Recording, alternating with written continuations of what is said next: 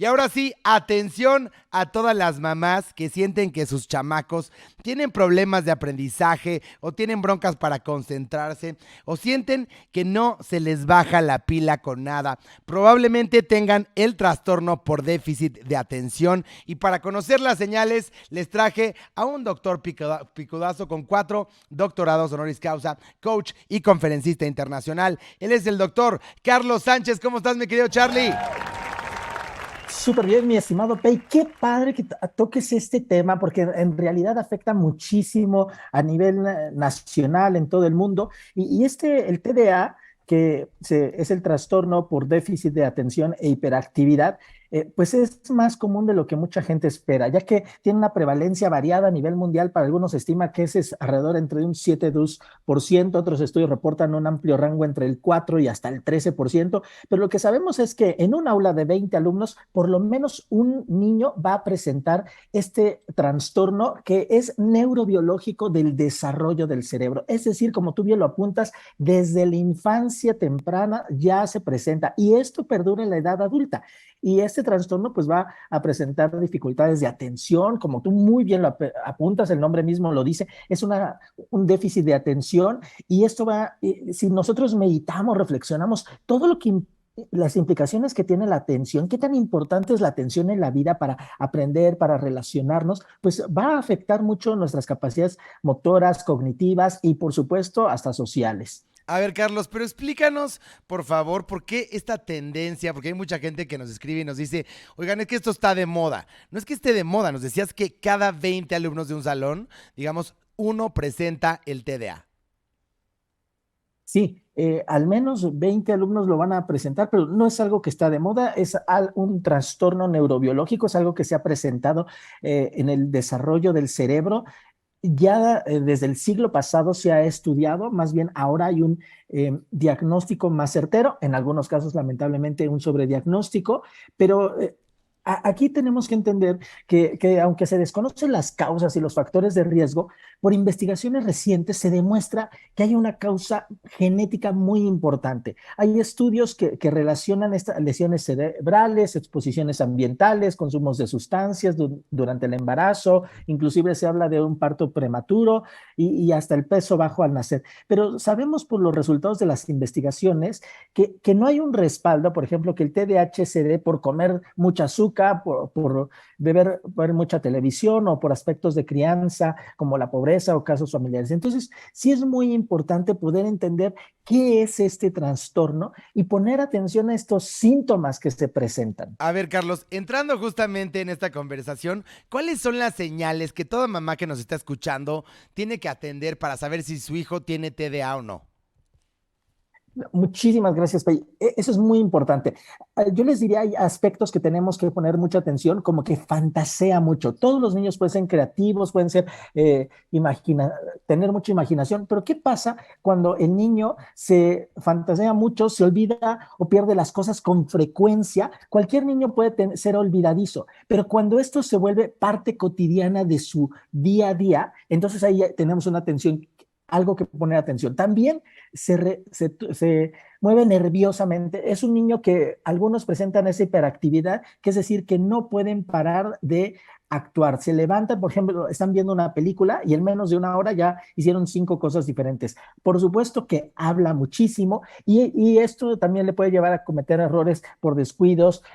Puede correr inclusive riesgos innecesarios. O sea, hay estudios que demuestran cómo muchos de los accidentes automovilísticos están asociados con personas que tienen TDAH por esta parte de la impulsividad. Inclusive sabemos, por ejemplo, como especialistas psicólogos clínicos, que muchas de las personas que son inclusive infieles o que tienen muchos problemas en mantener relaciones estables tienen TDA.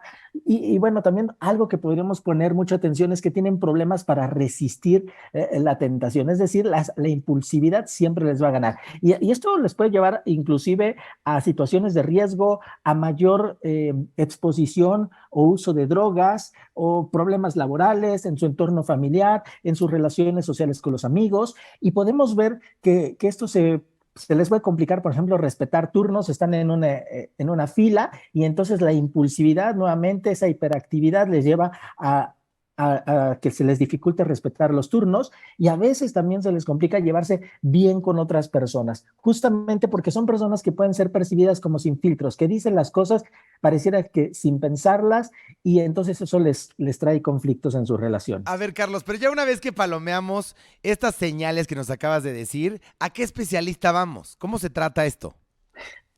Mm, Qué bueno que lo preguntas, Pei, porque mira, solamente un especialista certificado, es decir, un psicólogo o un neuropsiquiatra, debe ser el especialista. O sea, un psicólogo es un psicólogo clínico, terapeuta que sea especializado en niños y especialmente que se enfoque en TDA.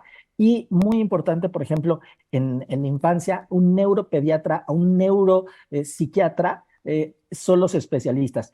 La única forma para poder dar un diagnóstico certero es mediante la historia clínica. Nosotros tenemos cuestionarios internacionales que son protocolos ya definidos para dar un diagnóstico. Y conforme a este diagnóstico, entonces el tratamiento siempre va a ser así como necesitamos dos piernas para caminar. Bueno, este tratamiento tiene dos componentes básicos. El tratamiento psicoterapéutico, que es para el paciente y en muchos casos también para la familia, porque necesitan mucho acompañamiento para aprender a tratar al paciente y hasta en un 60% de los pacientes se ha demostrado que el uso de medicamentos farmacológicos prescritos por neuropsiquiatras, por psiquiatras, psiquiatras, son muy eficientes para mejorar.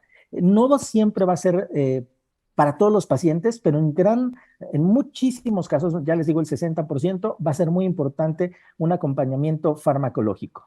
Oye, y aparte del acompañamiento farmacológico, me querido Carlos, por supuesto, el acompañamiento en la casa, porque qué tal este tipo de comentarios que le hacen a estos chavos que están un poco inquietos de eres súper maleducado, te portas fatal, por eso nadie te quiere. Es muy importante que acompañemos esto, evidentemente, de los pilares de la casa, ¿no? Tienes toda la razón. Mira, no tienes la cantidad, la idea, cuántos pacientes justamente desde su infancia son etiquetados, son estigmatizados como el niño problema, la oveja negra, todo eso. Y eso lejos de ayudar, yo les diría, tenemos que evitar hacer esos comentarios. TDA no es una excusa para hacer todo lo que, si le dices es que el TDA es una excusa, bueno, es un mensaje negativo.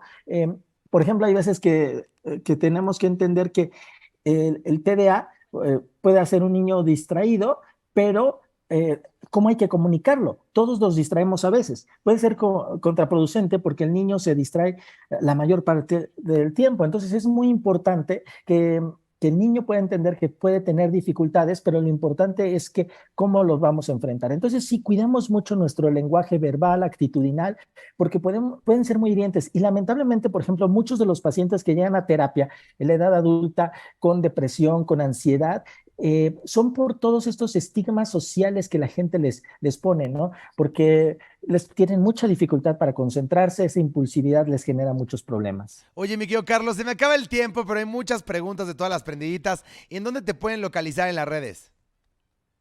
Muchísimas gracias, Pei. En Facebook, Twitter, Instagram me encuentran como Psicología CCM, WhatsApp 5510-050777 y página web www.psicologiaccm.mx. Gracias, Gracias, Pei. mi querido Carlos, te mandamos un fuerte abrazo. Y ahora